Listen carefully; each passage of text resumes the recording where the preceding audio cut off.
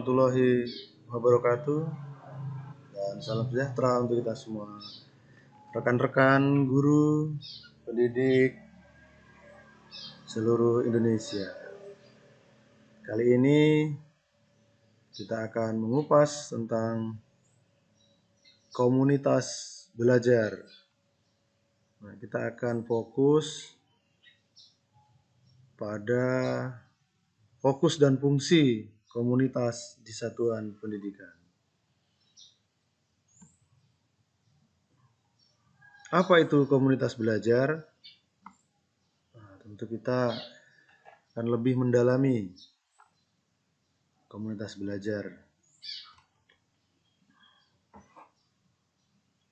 Komunitas belajar adalah sekelompok pendidik dan tenaga kependidikan yang belajar bersama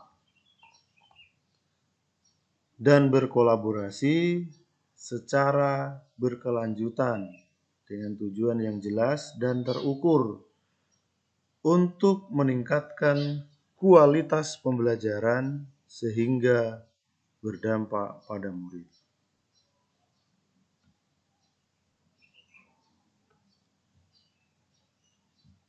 Kenapa menjadi penting? Komunitas belajar menjadi cara meningkatkan kompetensi GTK. Kita lihat dari piramida tersebut, ada berbagai ragam cara meningkatkan kompetensi GTK. Dimulai dari fondasi, yaitu keyakinan, komitmen bersama, penyepakatan nilai, pendekatan, melalui belajar, pembangunan ekosistem sekolah, dan asset-based thinking. Nah, salah satu cara meningkatkan kompetensi GTK yaitu menggunakan atau membangun komunitas belajar dalam sekolah. Meskipun banyak cara lain yang sudah dilakukan seperti in-house training, workshop, pelatihan, mentoring, coaching, dan lain sebagainya. Dengan tujuan utama memfasilitasi proses pembelajaran yang berdampak pada murid menuju murid yang memiliki karakter profil pelajar Pancasila.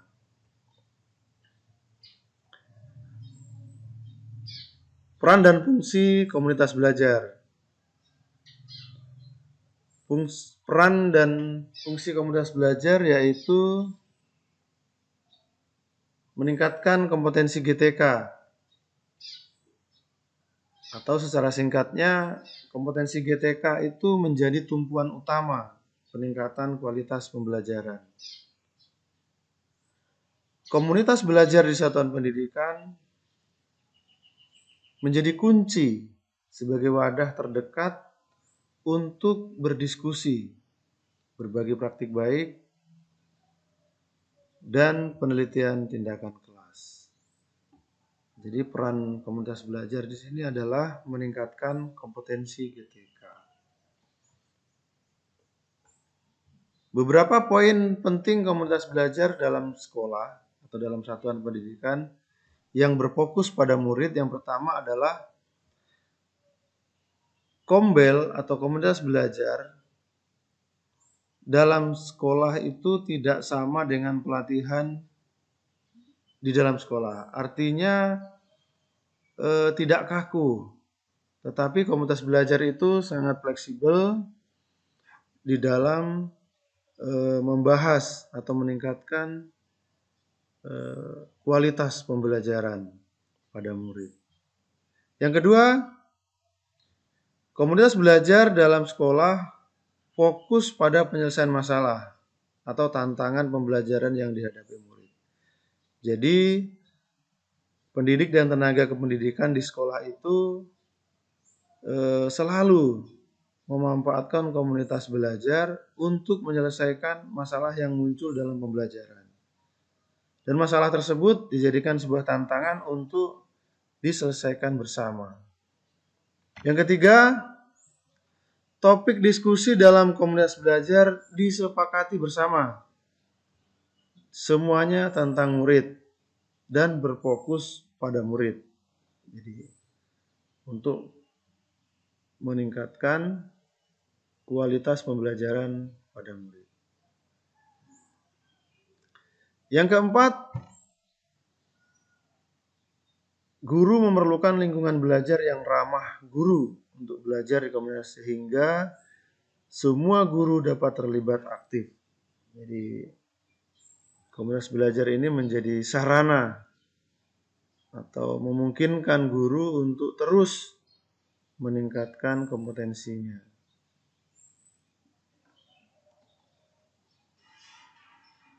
Apa sih ragam aktivitas di komunitas belajar?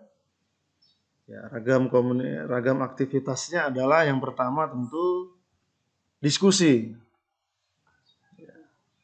Apa yang didiskusikan? Yaitu berdiskusi tentang rencana pembelajaran atau modul ajar, asesmen yang baik, atau tentang proyek pelaksanaan profil pelajar Pancasila, atau bertukar nilai tentang hasil pencapaian siswa atau capaian pembelajarannya dan pemecahan masalah pembelajaran. Kemudian aktivitas yang lain adalah berbagi praktik baik, saling observasi pembelajaran, dan berbagi praktik baik serta melakukan penelitian tindakan kelas. 3 landasan komunitas belajar di sekolah. Yang pertama adalah berfokus pada pembelajaran. Jadi karena fungsinya adalah untuk meningkatkan kualitas pembelajaran, maka fokus komunitas belajar adalah pembelajaran. Yang kedua, membudayakan kolaborasi atau kerjasama dan tanggung jawab secara kolektif. Jadi kualitas pembelajaran yang berpihak pada murid di satuan pendidikan itu merupakan tanggung jawab bersama.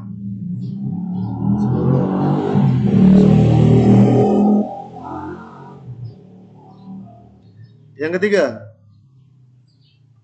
berorientasi pada hasil, yaitu kemajuan tentang pembelajaran yang berpihak pada murid. Ide-ide besar yang pertama yang kita bahas tadi, fokus pada pembelajaran, artinya guru atau pendidik harus mampu menjawab minimal 4 pertanyaan berikut. Apa yang kita harapkan? Apa yang kita harapkan murid pelajari? Yang kedua, bagaimana kita tahu bahwa murid sudah belajar hal tersebut? Yang ketiga, bagaimana respon kita jika ada murid yang tidak belajar? Yang keempat, bagaimana kita akan memperkaya materi untuk murid yang sudah mahir? Keempat pertanyaan tersebut dapat kita diskusikan dalam komunitas belajar yang ada di satuan pendidikan untuk meningkatkan kualitas pembelajaran. Ide besar yang kedua adalah membudayakan kolaborasi dan tanggung jawab kolektif. Bagaimana cara kita membudayakannya?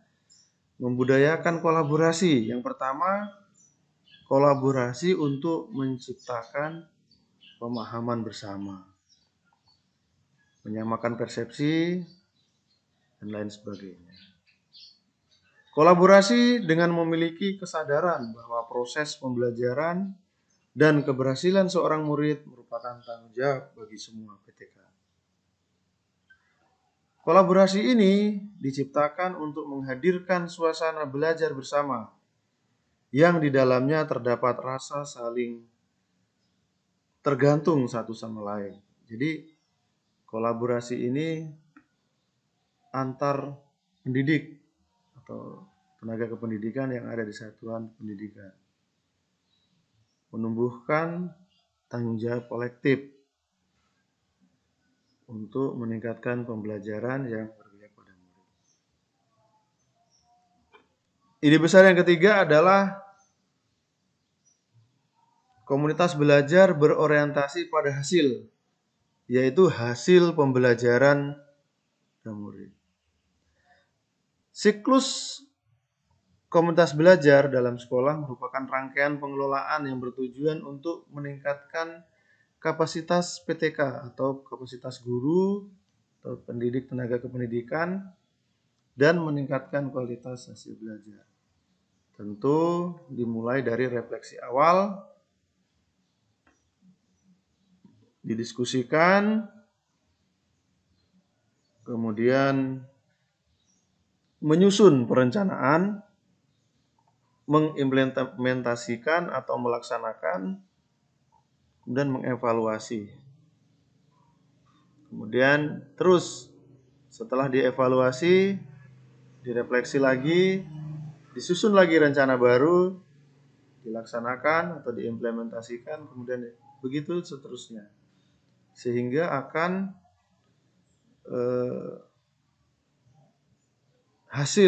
dapat meningkatkan hasil pembelajaran yang berpihak pada murid.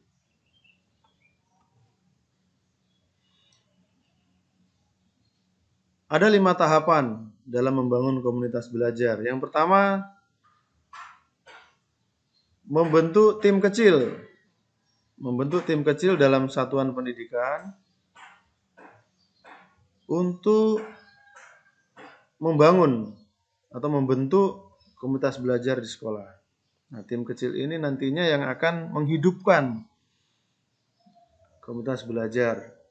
Baik itu misalnya fungsinya sebagai diskusi, berbagai praktik baik, atau wadah guru dalam meningkatkan pembelajaran, kualitas pembelajaran. Tahap yang kedua yaitu melakukan penguatan, membuat komitmen bersama dan menyepakati tata nilai. Jadi ada kesepakatan. Komunitas belajar ini kita arahnya kemana, atau waktu yang tepat untuk berdiskusi. Yang ketiga, menciptakan lingkungan belajar yang ramah guru. Karena tujuan dan fungsinya adalah meningkatkan pembelajaran yang berpihak pada murid, maka komunitas belajar adalah komunitas belajar yang ramah guru, berpihak pada murid yang ramah guru.